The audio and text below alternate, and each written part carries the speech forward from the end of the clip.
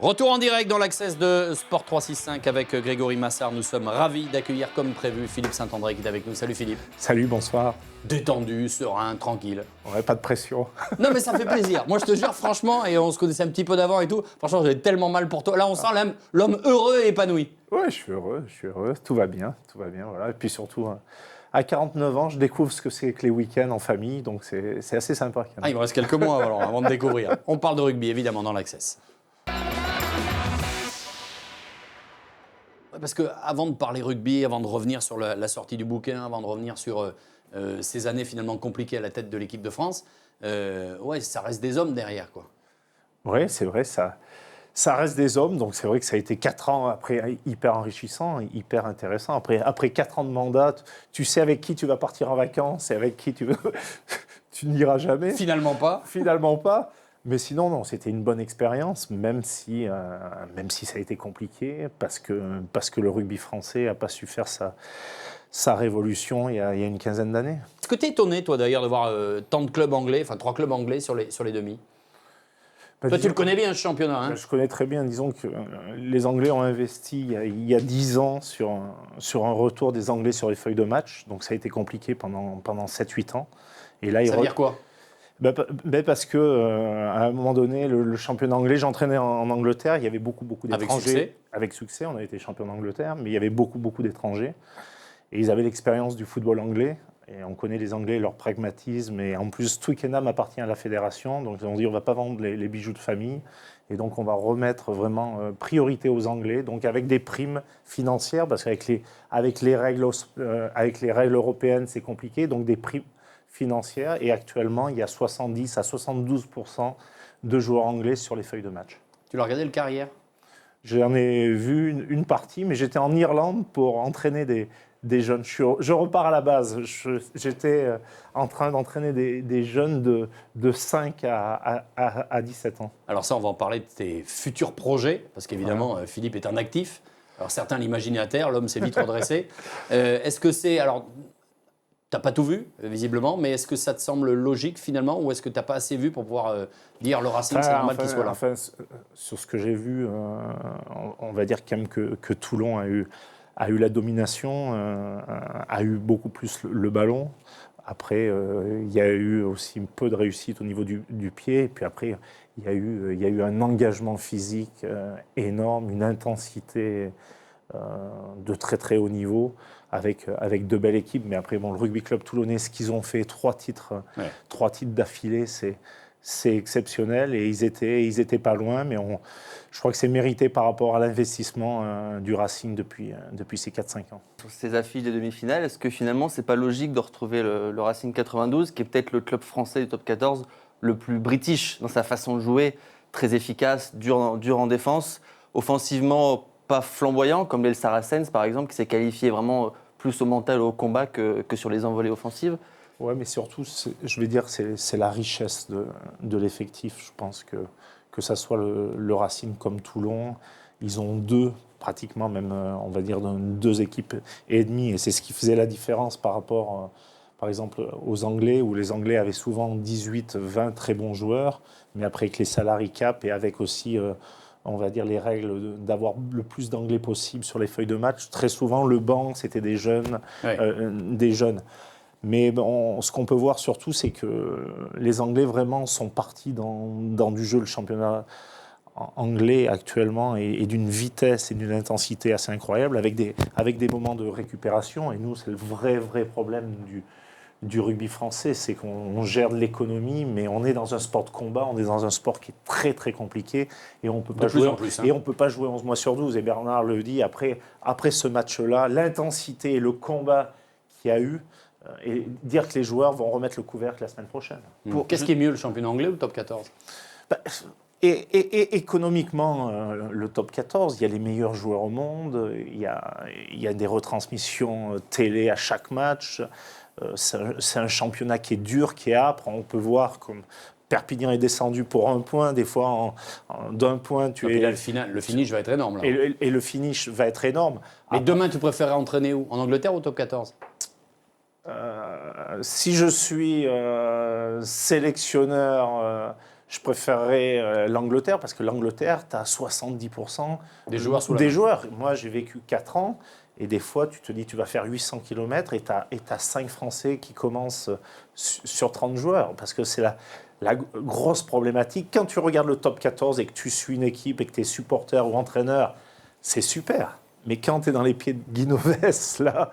Ou dans les tiens avant. Ou dans les miens avant, et que tu vois, et que tu te dis, bon, c'est vrai qu'il y a 2 super équipes, mais il y a 5 sélectionnables sur le terrain.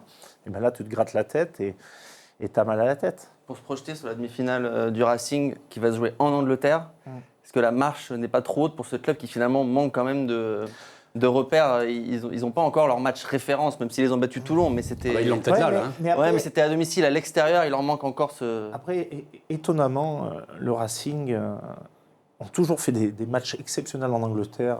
Ça sera Nottingham, hein, voilà, la demi. j'ai un souvenir qu'ils étaient allés gagner à Northampton, alors que Northampton était premier. Et puis, étonnamment, Leicester ne tourne pas très très bien dans le championnat d'Angleterre. Après, il y a eu un match exceptionnel ce week-end, c'est Exeter Mais la Wasps, vision est... qui a été d'une intensité avec un essai en fin de match pour que les Wasps gagnent. Mais sincèrement, Leicester en plus ne joue pas, voilà, ils ne jouent pas sur leur terrain. Je pense que le Racing, après, ce qui est important pour le Racing, c'est de retrouver, ils ont beaucoup de blessés au milieu du terrain, au centre du terrain.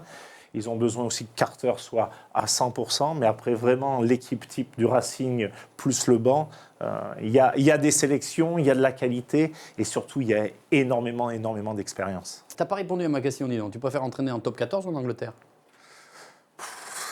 Ce qui est important, c'est d'entraîner des grosses écuries, parce que Mais t'as envie encore. quand tu es entraîneur, c'est les grands joueurs qui te font gagner les matchs. J'ai eu la chance d'entraîner à Toulon, d'entraîner à Sale avec des joueurs exceptionnels. Sincèrement, quand tu es entraîneur de joueurs exceptionnels, tu es un bon meilleur entraîneur. Ça veut dire qu'il n'y avait pas de grands joueurs dans le 15 de France pendant 4 ans? Non, c'est complètement différent.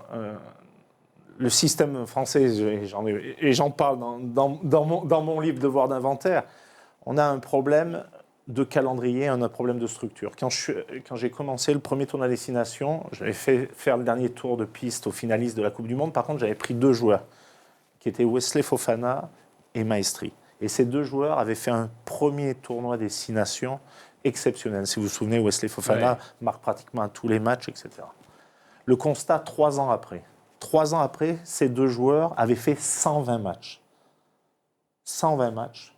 Et donc, le système les avait complètement broyés. 120 matchs, en Nouvelle-Zélande, ils auraient fait 5 saisons. C'est-à-dire qu'ils auraient fait 25 à 26 matchs. Ils auraient pu progresser techniquement, progresser physiquement, aussi faire un break, parce que c'est un sport de combat.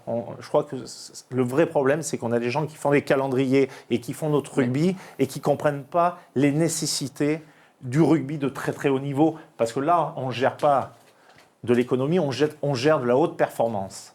Et donc, nous, on a vraiment des grands joueurs, mais actuellement, on a un fonctionnement qui est très difficile pour eux. Devoir d'inventaire, c'est le livre de Philippe Saint-André. On en parle avec lui. Il est en direct avec nous pendant encore une demi-heure. On se retrouve juste après la Minute Info. À tout de suite. Retour en direct dans l'Access de Sport 365 avec Philippe Saint-André qui est notre invité exceptionnel. Devoir d'inventaire avec Alain Jex aux éditions Robert Laffont. Ça marche bien d'ailleurs? Oui, ça marche très très bien. Je crois qu'on doit être au-dessus de vers 12 000. Donc apparemment c'est des bons scores. Mais surtout que 50% des droits d'auteur vont à un club, La Chapelle-en-Vercors, qui a été créé par mon père, qui est le club le plus haut en altitude, parce que c'est à 1000 mètres d'altitude. Il y a 36 enfants, il y a des bénévoles, et donc l'argent va aller à ce club-là pour qu'ils puissent continuer à... Et ben dans un monde de ski, parce que c'est le biathlon, c'est la capitale du biathlon, près de Villard-de-Lans, et ben qu'il y ait des gamins qui jouent au rugby. Parfait. On va parler de ton livre. En tout cas, ça fait plaisir, on le disait tout à l'heure, mais on te sent libéré, épanoui. Alors qu'on sentait bien qu'il y avait cette pression, cette contrainte permanente. Tu dors mieux, tu fais plus de cauchemars. Non, Est-ce que tu faisais des cauchemars d'ailleurs?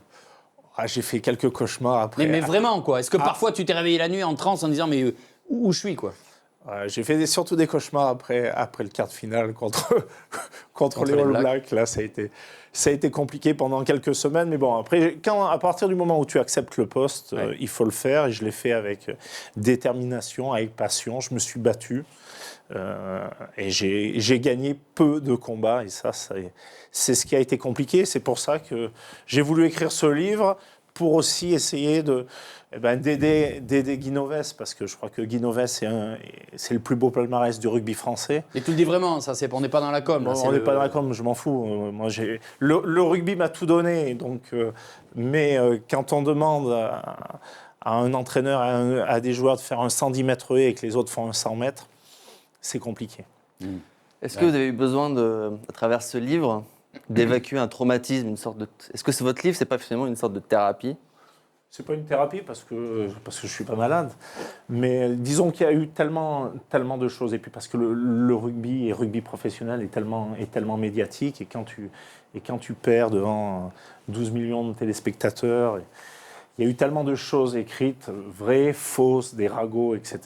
Et comme je suis pas le plus fort, des choses déformées, sorties du contexte. Voilà. Et comme je suis pas le plus fort au niveau de la communication, j'ai voulu l'écrire avec mes mots, avec mon ressenti, avec mes sentiments, et comme ça, au moins, c'est là, ça existe. Tout y est, là? Pas tout, parce que j'aurais pu aller encore beaucoup. Pourquoi pas l'avoir fait? Pour ton petit club, tu vas faire un tome 2. Hein. Beaucoup plus loin, mais il y a quand même beaucoup de choses, même si, voilà, ça a été... c'est difficile, parce que le constat fait que le top 14 est une économie exceptionnelle. C'est un rugby qui a pris une importance telle, mais au détriment de l'équipe de France. Au détriment de l'équipe de France. Et je dis, voilà, j'ai envie qu'on remette l'église au milieu du village. Moi, j'ai joué en équipe de France et j'ai joué au rugby parce que j'ai rêvé devant le Saint-Nation. Voilà. Et quand on te ressort ces fameux stats sur les bilans des différents sélectionneurs avec les classements, les prestations, alors ça, c'est ton bilan à toi, le 6 Nations. Sur le classement final 2012, on est 4e, 2013, 6e, 2014, 4e, 2015, 4e et quart de finaliste de la Coupe du Monde, le classement mondial. Tu te dis quoi finalement, les gars, fallait pas rêver avec les moyens dont je dispose, n'importe qui n'aurait pas fait mieux? N'importe qui. J'espère que Guy Novès va faire beaucoup mieux, mais voilà. Mais si on ne change pas le système. Si on change pas le système. Ils le disent tous, hein. Si on ne change pas le système, tu es bien au mois de novembre, au test de mois de novembre. Là, en 2012, on est 4e nation mondiale en 2012, on gagne les 3 tests au mois de novembre. On gagne l'Australie 2 fois aussi, on a failli gagner les Blacks, donc tu es bien au mois de novembre. Tu es assez bien les 2 premiers matchs du tournoi des 6 Nations, et après tu fermes le banc. Et j'ai écrit ce livre avant que le tournoi des 6 Nations de cette année arrive. Et c'est exactement ce qui s'est passé. Je me disais, Philippe, il doit se dire, ouais. Non, mais c'est fou. Comment peut-on croire? Et moi, je l'ai vécu 2 fois. On gagne les 2 premiers matchs du tournoi des 6 Nations. Tu as les joueurs en confiance, bien. 2 matchs de très haute intensité, à 38-40 minutes de temps effectif de jeu. Tes joueurs, c'est des serpillères. Ils ont besoin de récupérer, ils ont besoin de recharger les accus. Non, là, ils repartent. En club. Jouer en club. En plus, souvent, le match, le gros match est le dimanche. Donc, c'est où tu as le plus d'internationaux. Et là, la semaine d'après, tu rejoues le vendredi. Donc, lundi, mardi, récupération. Mercredi, voyage, tu fais un petit entraînement. Jeudi, team run. Et le vendredi, tu joues à Cardiff et t'en prends 30. Mais c'est d'une logique implacable. Alors après... j'ai pas été bon, j'ai fait énormément d'erreurs et je l'assume complètement. Mais après... Et tu le savais pas avant tout ça? Je le savais pas. Si, je savais que c'était compliqué. Après, ce qui a été dur aussi, c'est qu'après la dernière Coupe du Monde avec Marc Lièvremont, on a pratiquement 12 à 14 joueurs, mais des tauliers, des mecs de 60, 70 sélections qui sont partis. Qui arrêtent, hein. Et donc là, il a fallu aussi restructurer, réorganiser, retrouver une génération. Et cette génération...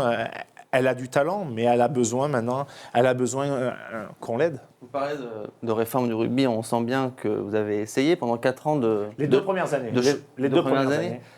Manifestement, ça n'a pas réussi. Et je suis un peu déçu parce que j'ai lu votre livre et il y a beaucoup de constats, mais il y a quelque chose qui manque, c'est pourquoi en fait ça n'a pas réussi. Les coulisses de de ce rugby français qui n'arrive pas à se réformer. Je trouve que ça manque un peu dans ce livre. C'est-à-dire qu'ils ne balancent pas assez sur la Fédé, la Ligue sans et tout ça. forcément balancer, mais au moins nous expliquer, quoi. C'est-à-dire que...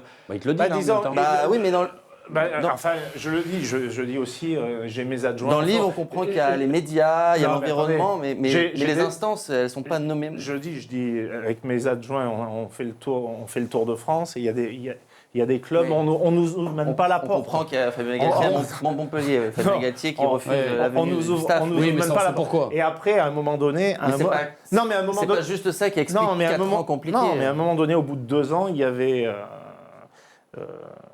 à revoir le statut de l'équipe nationale avec la Ligue et la fédération. Et là, Ce il qui y a n'est eu... pas le rôle du sélectionneur, Non, théoriquement. mais j'avais proposé des choses, j'avais proposé beaucoup de choses, et à un moment Comme donné, comme d'avoir 32 joueurs sous contrat, à un moment donné, on avait mis en place quelque chose où on voulait signer des joueurs comme Wesley Fofana, Fulgence Ouedraogo, Johan Huget, que Max les gens Médard, sur un double projet. C'était le projet Coupe du Monde 2015, Jeux Olympiques 2016. Donc que les gens ne Donc, soient avec ne soient Jean-Claude- plus sous contrat avec les clubs, mais soient sous contrat Voilà. avec la fédération. Avec la c'est ça fédération. Avec Jean-Claude Scrella, on avait mis des choses au point en proposant 5-6 joueurs avec un double objectif. Et on t'a pris pour un dingue à Et la qu'est-ce qui Fédé. fait que ça marche pas? C'est financièrement, c'est pas gérable. Ben, c'est financièrement, et puis c'est la puissance des clubs, la puissance de la Ligue.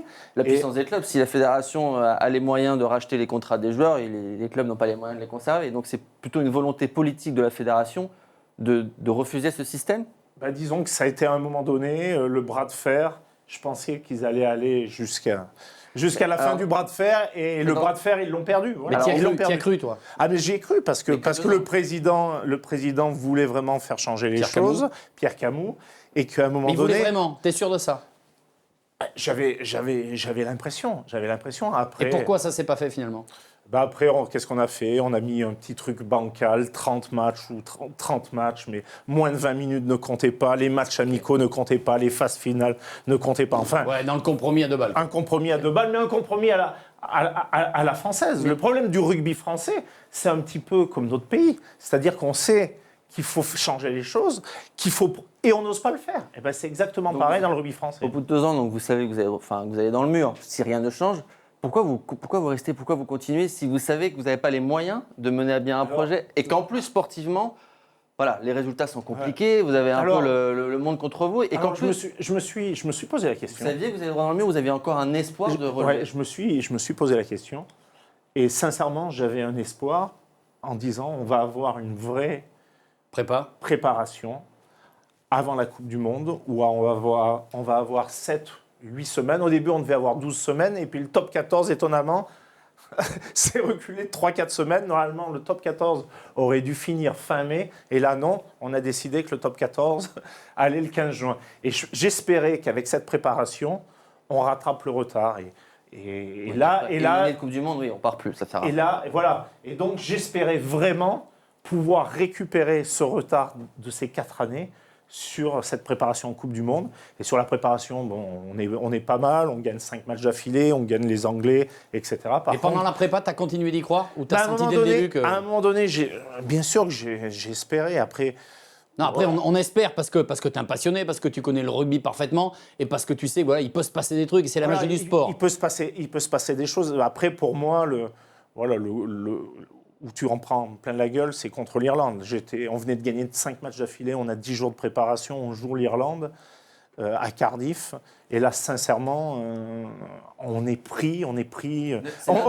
C'est l'un des mea culpa que vous faites d'ailleurs Ouais, dans le livre. Hein. Mais Il y en a pas beaucoup, on est pris sur nos points forts, on est pris en conquête, on est pris en mêlée, on est pris en touche, on est pris dans l'agressivité, on est pris dans les zones de ruck, on n'a rien à becter. Alors après, à un moment donné, tu peux être courageux, tu défends pendant 70 minutes et puis tu exploses. Et là, c'est vraiment le match que je pensais qu'avec cette préparation Coupe du Monde, où vraiment il y avait une bonne osmose dans le groupe, on était capable de rivaliser avec les Irlandais, pourquoi pas avec les Argentins et de faire une demi-finale. Après, sincèrement, pour jouer les Blacks, l'Australie ou l'Afrique du Sud, on n'était pas invités. Et puis, il y a cet extrait que je voudrais qu'on partage. Tu dis « Je m'interroge aussi sur ma propension à avoir voulu... » Non, c'est pas celui-là, pardon. On n'est pas mort, même s'il y a beaucoup de détresse, il faut croire en nous. Beaucoup d'hommes joueront samedi le match le plus important de leur carrière, le quart face aux Blacks. Il me faut à cette occasion un commando. Titi, tu m'entends? Je veux un match de Muerte, à la vie, à la mort. Ouais, ben ça c'est. Ça, c'est quoi? Ça se passe comment dans ta tête? Quand? Comment? Alors c'est ça, tu l'écris après, mais... Mais c'est après la défaite contre l'Irlande, tu as joué le dimanche, comme tu perds contre l'Irlande, tu rejoues très rapidement le samedi contre les All Blacks. Et donc là, il faut une révolution. Parce qu'on sait que les Néo-Zélandais, sur les 4 dernières années, ils ont perdu 2 matchs en 4 ans. T'y croyais? Ben, j'y croyais. Bien sûr, quand tu y es, tu es dans le truc. Et si toi, tu n'y crois pas, mais après... Mais tu sais que ça va être très compliqué. Après, voilà, je demande à Thierry, je lui dis, est-ce que vous allez faire quelque chose en face du haka? Parce que si tu fais un truc, tu montres que... Et puis quand il m'a dit, on en parle entre les joueurs, on va décider de quelque chose. Et puis quand ils font rien déjà en face du haka, tu te dis, ça va être compliqué. Alors, on se souvient, on entend des gens qui disent, ouais, mais de toute façon, Philippe Saint-André, c'était pas le premier choix. Il voulait d'abord Guy Novès, puis finalement il a refusé, donc tu es là. C'était le deuxième choix. Ouais. Voilà. Est-ce que ça, c'est quelque chose qui a pesé et que tu as traîné ou pas? Non, sincèrement. Sincèrement, non. Et là, c'est le premier choix parce que Guy Novès a accepté maintenant. Donc, non. Non, moi, en plus, j'étais à Toulon. J'avais une écurie incroyable. Je venais de signer des joueurs exceptionnels comme Matt Guito ou Botta, que je n'ai pas entraîné, mais que j'avais signé. Mais, et je le dis, je viens d'un quartier populaire. Je viens d'une petite ville roman où le rugby était roi. Et grâce au rugby, j'ai fait le monde entier, j'ai découvert des choses exceptionnelles, j'ai rencontré des personnes exceptionnelles et sincèrement, je ne me voyais pas refuser le rôle de sélectionneur du 15 de France. J'ai été joueur, j'ai été capitaine, je ne me voyais pas avec refuser. Le recul, t'aurais dû? Mais non, parce que c'est fait. Parce que c'est fait, parce que c'est fait et que je ne suis pas quelqu'un d'aigri, je ne suis pas quelqu'un de dire « Ah, si j'avais… » Non, je l'ai fait, je me suis battu, j'ai fait des erreurs, je l'ai fait avec ma détermination, avec ma passion. Ça a été compliqué. On a perdu en quart de finale la Coupe du Monde. Et maintenant, bon vent à Guy Novès. Mais voilà, ce livre aussi, c'est de dire les dirigeants de la Fédé, les dirigeants de la Ligue, à un moment donné, bougez-vous. Parce qu'on ne peut pas. Le rugby a évolué. Au moment où le rugby est passé professionnel, on a dit de toute façon, pourquoi on fait un tournoi des 6 nations? Il n'y aura que l'Angleterre et la France qui vont gagner. Ça sera les 2 grosses nations.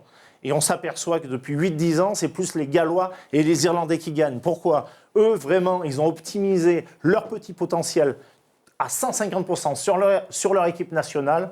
Nous, l'équipe nationale. Et deuxième choix, quand on voit que Guy Novès va partir en Argentine sans les demi-finalistes, c'est-à-dire sans les meilleurs Français, des 4 meilleurs clubs français qui seront en demi-finale. Rien n'a changé, c'est toujours autant le bordel. Tu te dis, non mais Philippe, rien n'a changé, ils n'entendent rien, c'est toujours autant le bordel, mais il faut pas se ils sont sourds d'une oreille et ils n'entendent rien de l'autre. Pour revenir sur le devoir d'inventaire et rester sur la relation avec vos joueurs, on a l'impression qu'on a du mal vraiment à analyser comment vous êtes senti avec vos joueurs et comment vos joueurs ont réussi à créer une osmose avec vous. On n'a jamais senti ce lien. Comment vous l'expliquez, ça?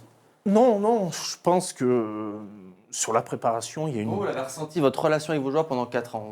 Vous avez des regrets? Vous avez... Où j'ai des regrets, où j'ai des regrets, surtout, c'est que 4 saisons de sélectionneur, c'est une saison de top 14. Donc ça va très très vite. Et sincèrement, d'avoir fait faire le tournoi des 6 nations de trop à la génération de 2011, là j'ai fait une erreur. J'aurais mieux fait, au lieu de lancer que Wesley Fofana et Mama Maestri, j'aurais mieux fait de lancer 10-12 joueurs pour arriver en Coupe du Monde avec des joueurs qui ont beaucoup plus d'expérience. Donc là... Oui, sauf qu'en France, ça n'existe pas, ça. Je vous préviens, on ne sera pas bon pendant 2 ans, on sera bon à la Coupe du Monde. Ça n'existe pas. Si tu préfères, quand tu es sélectionneur, tu te dis, voilà, tu as envie de gagner le tournoi, tu as envie de... Puis c'est des étapes, quoi. Et puis c'est des étapes. Mais là, tu te dis, oui, mais ça passe tellement vite, ça va tellement vite. Et maintenant, le niveau de blessures qui a augmenté de plus 30, de plus 40%. Au fond de moi, je voulais mettre une charnière en place, et puis tu t'aperçois que... Vous n'avez pas pu changer de stratégie durant ces 4 ans? Parce qu'on a bien compris que quand vous arrivez en 2012, vous êtes un peu tiraillé entre garder les mondialistes ou repartir sur une nouvelle génération. Et au final, on se retrouve avec un mondial 2015 où il n'en reste plus que 8 des mondialistes. Est-ce que vous n'auriez pas pu changer en 2013, 2014, profiter de la nouvelle génération? vous plaisantez, il en reste plus que 8. Quand tu vois le dernier match contre l'Angleterre, il y en a 95% de mecs qui étaient dans le groupe en Coupe du Monde, à part le pilier gauche. Non, par rapport à l'Evermont, votre sélection à vous par rapport aux mondialistes de 2011. Oui. On vous a senti tiraillé entre. Tiraillé parce que je me dis, ces mecs, ce qu'ils ont fait, c'est la génération, ils n'ont jamais été aussi proches d'être champions du monde. Ils perdent en finale à Auckland, moi j'y étais, ils doivent être champions du monde. C'est pas justement une façon pour vous de vous imposer et de marquer votre patte tout de suite d'entrée. Au contraire, de dire j'ai envie de gagner ce tournoi des 6 nations, parce que pour moi, l'équipe nationale, tu dois gagner. J'ai envie de gagner ce tournoi des 6 nations. En matière, quoi. Voilà, de rentrer en matière. C'était le tournoi et pas la Coupe du Monde. Et par contre, non, mais sur le premier tournoi. Et par contre, de commencer à mettre 3-4 joueurs. Et après, je savais que la tournée en Argentine, j'allais partir qu'avec des gamins. Et c'est ce que j'ai fait. Mais c'est vrai qu'après 4 ans, tu te dis, mais c'est passé tellement vite. On a eu tellement peu de temps. Parce que voilà, tu es sélectionneur de l'équipe de France, il faut savoir, c'est qu'au niveau du temps avec les joueurs, je suis comme l'entraîneur géorgien, roumain, fidjien, samoa. J'ai pas plus de temps qu'eux. Donc on est une des plus grosses économies du rugby mondial, mais au niveau de la disponibilité, le moins possible. Au niveau de la disponibilité, joueurs avec le staff de l'équipe de France, on est dans la deuxième zone. Et à partir de là, tu t'aperçois que c'est devenu très très compliqué parce que le rugby, c'est un sport de combat. C'est un sport, le ballon est ovale, mais c'est un sport d'une logique implacable. Ouais. Et dans ce cas-là, pourquoi prendre la fédération à l'encontre et choisir une nouvelle génération, de prendre des nouveaux joueurs, ceux qui jouent moins, puisque vous n'avez pas les moyens de faire jouer alors c'était un risque à prendre, mais c'est ce que j'ai fait. Quand je prenais 33 joueurs à chaque fois, des mecs comme Eddy Benarous, qui sont devenus des titulaires indiscutables, ils ne jouaient même pas au Racing. Jules Plisson, il ne jouait pas au Stade français. Flancard ne jouait pas au Stade français. Rabat Slimani aussi. On a pris plein de joueurs. On a pris des joueurs. Sébastien Vamina ne jouait même pas. Donc on a pris des joueurs qui ne jouaient même pas. Qui jouaient en top 14. Je comprends. Mais est-ce que c'est pas la pression médiatique, cette pression du résultat, peut-être une pression de la Fédé, qui fait que tu es obligé de changer ton plan idyllique qui est je vais vous ramener plein de petits jeunes et vous allez voir dans 4 ans on va gagner la Coupe du Monde. Est-ce que tu n'as pas cette obligation de résultat aussi qui t'impose ça? Mais non, mais tu as une obligation de résultat. Quand tu es entraîneur ou sélectionneur, déjà tu mets la pression tout seul, tu as envie de gagner. Quand tu es un vrai compétiteur, tout le monde me dit « Ah, tu faisais une gueule de 6 pieds de long après les matchs ». Mais sincèrement, quand on a perdu, quand on a été mauvais, j'ai pas envie de rigoler et de jouer un rôle. C'est pas moi. Et je vais pas changer. Alors justement, il faut que je t'interrompe là-dessus, justement parce que... Et je vais pas changer, voilà. On se connaît peu, mais voilà, on se connaît un petit peu quand même. On sait que t'es quelqu'un de sympa, t'es joyeux, tu triches pas, tu mens pas. Et franchement, cette conf de presse d'après France-Pays de Galles en mars 2015, j'en avais les larmes aux yeux pour toi. On va regarder ce moment et tu me diras comment toi t'étais véritablement, l'homme, avec le recul. Je suis jamais parti du navire. Tant en tant que joueur, en tant que capitaine, qu'en tant qu'entraîneur ou manager, ou en tant que père de famille, je quitte jamais le navire. Et là, on m'a donné un rôle, une position, et de préparer cette équipe pour la Coupe du Monde, pour qu'on fasse une grande Coupe du Monde. Et je vais te assurer, je vais me battre tous les jours pour faire ça. Et je vais mourir avec mes convictions. Mais par contre, ce qui est sûr, c'est qu'à partir du 4 juillet, ils vont bosser. On va travailler. Et on va aller encore plus loin. Il n'y a que ça. Donc non. Par contre, je veux y aller avec des mecs avec qui je sens qu'ils sont prêts à aller au bout du monde. C'est ce que je leur ai dit. S'il y en a qui trouvent que c'est trop dur, que le très haut niveau c'est trop dur, ils ont mon téléphone, ils ont tous mon téléphone. Je leur ai dit. S'il y en a un qui trouve que c'est trop dur et qui n'est pas prêt à faire des efforts pour aller au très haut niveau, il m'appelle, je prendrai un autre. Et je prendrais même un gamin de 20 ans qui n'a même pas de temps en top 14. Mais il va falloir y aller. Il va falloir se battre, parce que le rugby, c'est ça. C'est du combat, c'est de l'humilité, mais c'est surtout un sport collectif. On n'a pas besoin de starlets. Le rugby, c'est l'équipe la star et on a besoin de champions. Là, franchement, tu m'as tiré les larmes. Là, j'en ai encore la chair de poule. Il y a un Là, joueur- il y a le vrai Philippe Saint-André. Là, il y a le vrai Là, Philippe tu Saint-André. craques. Là, t'en peux plus. Là. Ben, je craque. Il y a un joueur qui vous a appelé? J'ai eu beaucoup de joueurs qui m'ont appelé dans la semaine parce que, sincèrement, entre ce que j'ai dit là et avant, il y a eu 45 minutes. Ouais, où on vient de faire chier. 45, Pardon, mais non, on vient de te- 45, non, il y a eu 45 minutes avec les joueurs. J'ai eu une réunion. C'est le lendemain de la défaite contre le Pays de Galles. Disons que pendant 2 ans et demi, 3 ans, on avait des joueurs qui avaient besoin de prendre l'expérience de la bouteille et donc j'ai pris les coups, il n'y avait aucun problème. Et là, on perd contre le Pays de Galles à domicile et on manque d'humilité, on n'ose pas faire la passe supplémentaire. Non, on n'est Et pas sur la bonne ligne. on n'est pas sur la bonne ligne. Et en plus, le lendemain matin, au petit déjeuner, il y a des mecs qui arrivent, qui rigolent, Et donc là, je leur ai fait une réunion, parce que je ne les ai pas pris en traître. Hein. Je les ai chopés pendant 45 minutes. Et c'était beaucoup plus violent que ce que je vous ai dit là. Mais c'était pas Et possible. Là, tu pleures. Il y a un moment, on Ah sent non, que je c'est. pleure pas. Je pleure pas. C'est la rage. Je pleure pas. Non, je pleure C'est marrant, pas. j'ai l'impression qu'au début, tu vois, quand tu fais la comparaison avec la famille et tout ça. Non, c'est- c'est- je pleure pas. Mais ce que je leur ai dit, vous êtes des bons joueurs. Il y a vous ton êtes fils bien. qui est là ce jour-là. Oui, dans mais la salle. mais je dis, vous êtes des bons joueurs, vous êtes bien payés, etc. Mais un palmarès, ça se fait par des résultats. Et on n'a rien gagné. Et on n'a rien gagné. Justement, vous parlez de palmarès en tant que joueur du 15 de France. Voilà, vous avez été emblématique Ah, lui, il de en a un ce palmarès. 15 de France. Vous avez été aimé en tant que joueur, aimé aussi par des médias. Vous étiez un capitaine très populaire auprès des médias. Comment vous avez vécu ces 4 années où on a senti que votre relation avec les médias était compliquée? Vous êtes peut-être senti mal aimé. Est-ce que vous avez trouvé que les médias ont été trop durs avec vous? Ou est-ce que finalement c'était justifié? Sincèrement, Et est-ce que tu t'es senti Ou une est-ce sorte que- de ou est-ce que- Domenech bis, quoi, Ou tu est-ce que vois ça vous passait au-dessus? sincèrement, non. Parce que même, j'ai trouvé que pendant les 2 premières années, ils ont été très sympas avec moi. Mais après, à partir du moment que tu gagnes pas, Donc c'était logique pour vous? c'est logique que tu Il n'y a perdes. aucune En fait, rancœur, t'en as voulu, il y a plein d'anciens joueurs d'où tu t'es dit, mais putain, Non, mais les gars. c'est surtout, voilà. C'est sur- par rapport aux consultants, ouais.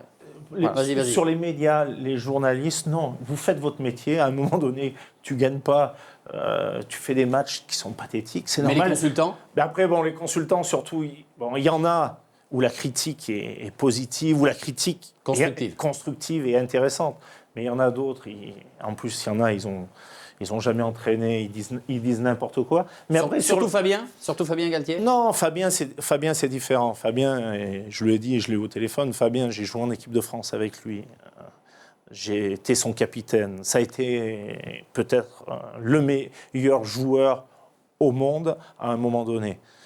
Il commande pour France 2 et l'équipe de France. Il n'y a aucun problème, mais qu'il soit entraîneur de Montpellier, qu'on fasse le tour des clubs, que Yannick Bru aille voir Montpellier, parce qu'il y avait Fulgence Ouedraogo, il y avait Nicolas Mas, il y avait François Trinduc, il y avait d'autres joueurs, et qu'on te ferme le club, sincèrement, je trouve que ça manque d'élégance. Voilà. Et que tu te fasses casser en direct derrière. Et après, bon, mais ça, c'est de bonne guerre. Mais bon, j'ai joué avec lui, on a porté le même maillot, sincèrement. Et qu'est-ce qu'il t'a dit quand tu as eu au téléphone? Moi, j'ai entraîné à Toulon, j'ai entraîné en Angleterre. Le staff de l'équipe de France, ils pouvaient venir à tout moment. Je leur donnais tout. J'ai eu Sébastien Chabal, Lionel Faure en Angleterre, et Sébastien Bruno, ils jouaient en équipe de France. Ils avaient tous les tests, les minutes. Ce qui paraît normal, quoi. Ce qui paraît normal. Mais c'est quoi? C'est de l'aigreur? C'est de la bêtise? Qu'est-ce qu'il t'a dit? Comment ça s'est fini, votre conversation? Vous êtes raccroché au nez? À la fin, qu'est-ce que je veux dire? Je sais pas, dis-nous. Qu'est-ce que tu veux dire?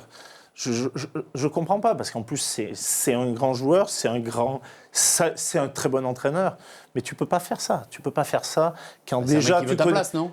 Il était 3e sur la liste, voilà. Une question très Mais après, pour revenir sur les médias, c'est plus compliqué pour tes amis proches et Ouais. pour ta famille que pour vous. que pour moi. Ça, Ok. et sincèrement, j'ai... Non, mais non. surtout qu'on J'ai a eu, aucun- pardon, mais c'est j'ai pas au- une caricature, mais on a un antécédent Domenech où on voit le pauvre gars, il pouvait même plus sortir dans la rue. Parce qu'à un Ouais. moment, tu t'es dit, waouh, je veux pas que ça devienne comme ça. Mais sincèrement, Je crois qu'il y a plus de courageux derrière des téléphones et derrière des ordis, mais j'ai aucun problème dans la rue ou dans les lieux publics. Ça se passe toujours très très bien. Une dernière question, Philippe, la FFR vient d'annoncer les résultats de la fameuse cellule technique. Vous avez été auditionné. J'ai été auditionné, ouais. Qu'est-ce que vous en pensez de ce qui a été... Est-ce que ça va changer les choses, quoi. De ce qui va en ressortir? On va voir. Et on avait fait aussi... il y avait eu un gros rassemblement à Marcoussis il y a 2-3 ans. C'est du vent? Il y a 2-3 ans. Et puis c'est du vent, c'est de la démagogie, c'est de l'hypocrisie. Le problème, c'est que les objectifs sont tellement antagonistes entre l'équipe de France et les clubs qu'actuellement, c'est vraiment compliqué. Ce que je dis, surtout avec les gens en place, ils ont prouvé qu'ils n'en étaient pas capables. Et je le dis dans le livre. Il faut... Si on veut maintenant, il faut que la fédération mette les 30-32 meilleurs joueurs sous contrat. Okay. Est-ce que Bernard est l'homme de la situation? Est-ce que Bernard Laporte est l'homme de la situation? J'en sais rien. Je ne sais pas. Je n'ai même pas lu encore son projet. Donc je crois qu'il a dit qu'il allait en parler. Par contre, il va sur cette voie-là en tout cas. Ce qui m'a plu en Bernard, c'est ce qu'il a dit après le match. Il dit avec l'intensité qu'il y a eu, avec le combat qu'il y a eu, c'est pas possible que les mecs rejouent la semaine prochaine. Et étonnamment, c'est ce que je demandais durant le tournoi Destination. Et la semaine d'après, il les faisait jouer avec Toulon. Donc, est-ce qu'on sera champion du monde en 2019 ? Je l'espère, mais ça va être compliqué. Ok. Est-ce que tu parles avec Guy ? Oui, je parle avec Guy et je suis son premier supporter. En plus, j'ai des très bonnes relations avec Yannick Bru qui est resté dans le staff et qui est un super entraîneur. Et sincèrement, je suis comme tous les millions de passionnés, amoureux de rugby, et je suis un des premiers supporters de l'équipe de France. En 20 secondes, tes projets actuels, il y en a 2 ? Il y en a 2. D'abord, je repars à la base, voilà. Une académie, PSA Academy, à Tignes, au mois de juillet, avec des enfants du monde entier, de France, d'Irlande, d'Angleterre, etc. Et après, une société en dehors du rugby. Je ne dis pas que je ne reviendrai pas en tant qu'entraîneur, mais là, j'avais besoin de faire un break. Tu as eu des propositions ? J'ai déjà eu des propositions. Du top 14 ? Non, à l'étranger. En Angleterre ? En Angleterre, et puis d'autres... sélection et voilà. Moi, j'ai hâte qu'on retrouve avec une sélection, avec un club, Philippe Saint-André. Voilà, celui-là. Là. Mais je suis heureux, sincèrement, tout va bien. Ça tombe bien, on était ravis.